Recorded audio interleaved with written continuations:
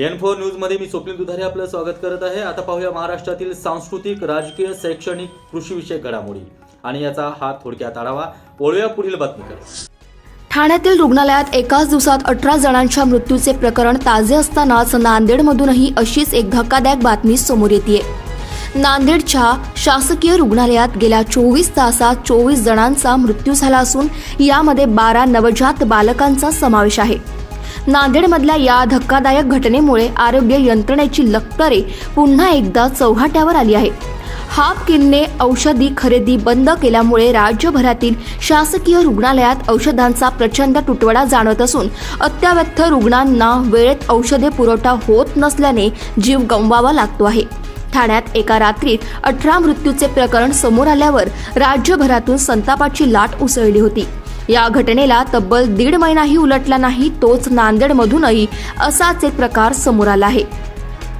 गेल्या 24 तासात 24 रुग्णांच्या मृत्यू प्रकरणी शासकीय रुग्णालयाचे अधिष्ठाता SR वाकोडे यांना विचारणा केली असता मृतांमध्ये बाहेरच्या रुग्णाचा जास्तीत जास्त समावेश असल्याचा त्यांनी यावेळी दावा केला असून सदरील घटनेबाबत त्यांनी हात वर केले आहे। पाहूया ते काय म्हणाले। कि महाविद्यालय में बीते हुए 24 घंटे में यानी कि 1 तारीख के रात को 12 बजे से लेकर 30 तारीख के रात के 12 बजे तक लेके 1 तारीख के रात के 12 बजे तक एक 24 डेथ ओवरऑल पूरे हुए हैं। उसमें से 12 बाल मृत्यु है कि जिसमें 6 पुरुष जाति के और 6 स्त्री जाति के बच्चे हैं। अब ये बच्चे जो डेथ हुए हैं 0 से 3 दिन के पीरियड में, यानी कि वो बच्चे जो पैदा हुए थे उसके 3 दिन के अंदर ऐसे 11 बच्चों की मृत्यु हुई है। उसमें बच्चे कुछ कम वज़न के थे, एकदम एक्सट्रीम लो वज़न का एक बच्चा था।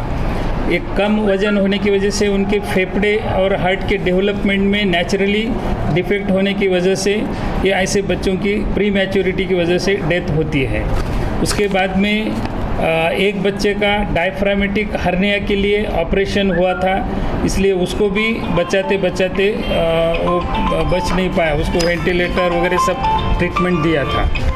अभी इस घड़ी में हमारे बाल रोग विभाग में पूरे 142 एडमिशन्स अभी भी है।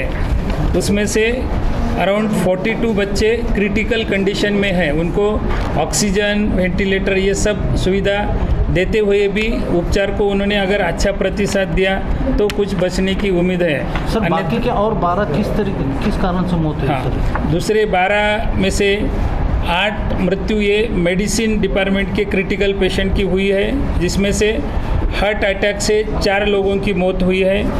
एक की मौत अननोन पॉइजनिंग की वजह से हुई है। एक पेशेंट में लीवर का फेल्योर होके उसके ब्रेन तक उसका असर जाने की वजह से एक का डेथ हुआ है। क्या वजह सर, क्यों बाद में क्या दवाइयाँ किस वजह से हुई? अभी ये जो दवाइयाँ का कमी थी, दवाइयों की दवाई या डॉक्टर की कोई कमी नहीं है। हाँ।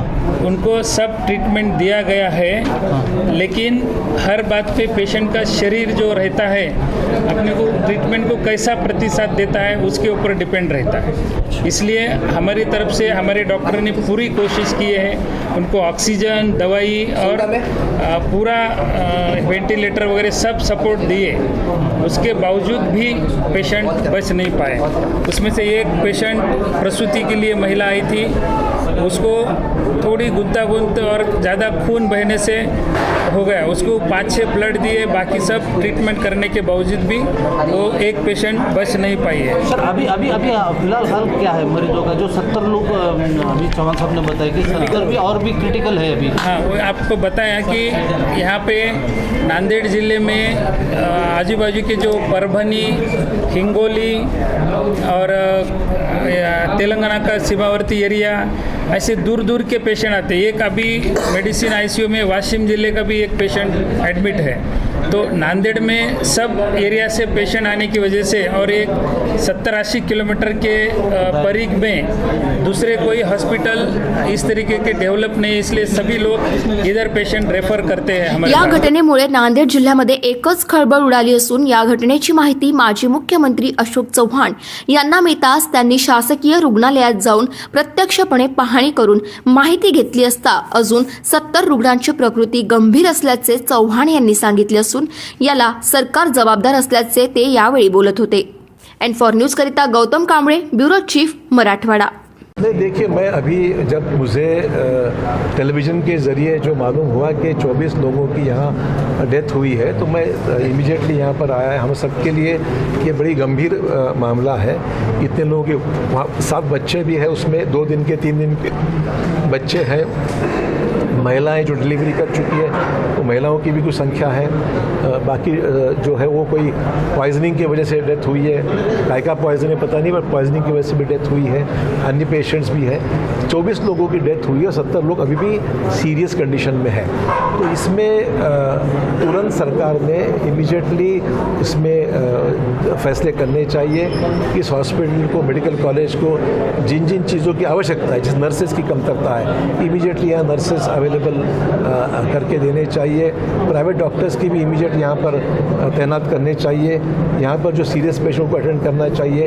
एनुअल मेंटेनेंस कॉन्ट्रैक्ट की आवश्यकता है कुछ सीटी स्कैन और अन्य उपकरणों के लिए, उसका भी इमीडिएटली यहाँ पर फैसला करना चाहिए. और हमारे ज़िले के पालक मंत्री गिरीश महाजन जी, ये मेडिकल एजुकेशन के मंत्री हैं, तो मेरी उनसे विनती रहेगी खुद आएँ और यहाँ बैठ के फैसले तुरंत कर ले, ताकि आने वाले समय में जितने गंभीर पेशेंट्स हैं उनके कम से कम उनके तो बचाने में अगर हम कामयाब होते हैं तो बहुत बड़ी बात हो जाएगी. डेथ हुई है तो गंभीर बात है, यह है ही, दुख की बात है, पर कम से कम जो बच सकते हैं उसमें ध्यान देने की आवश्यकता है. सरकार से मैं अनुरोध करूंगा, इसमें हमारा सबका सहयोग है और इसमें ना कोई पॉलिटिक्स किसी की है, ना इसमें कोई अलग भूमिका है. इसमें सिर्फ इतना ही है, इस मेडिकल कॉलेज को जिसके पीछे शंकरराव चौहान जी का नामकरण किया गया है, उसकी दुरावस्था ये होना हम सब के लिए बहुत शर्मिंदगी की बात है. सर, जिम्मेदार किसको ठहराया जाएगा? गवर्नमेंट का मेडिकल कॉलेज है, निश्चित तौर पर गवर्नमेंट जिम्मेदार है ना. यहाँ की जो भी चीज़ें हैं उसकी पूरी जिम्मेदारी सरकार की बनती है, कि हॉस्पिटल और मेडिकल कॉलेज गवर्नमेंट का है. नमस्कार, मी अभिनेत्री, निर्माती, दिग्दर्शिका किशोरी शहाणविच. N4 न्यूजच्या सगळ्या दर्शकांना माझ्यातर्फे खूप खूप शुभेच्छा आहेत. N4 न्यूज़ देखने वाले सभी दर्शकों को मेरा यानी कि अनुषा शर्मा का नमस्कार. नमस्कार, मैं Bollywood actor Ramesh Goyal N4 news Marathi channel के लिए मेरी तरफ से हार्दिक शुभकामनाएं.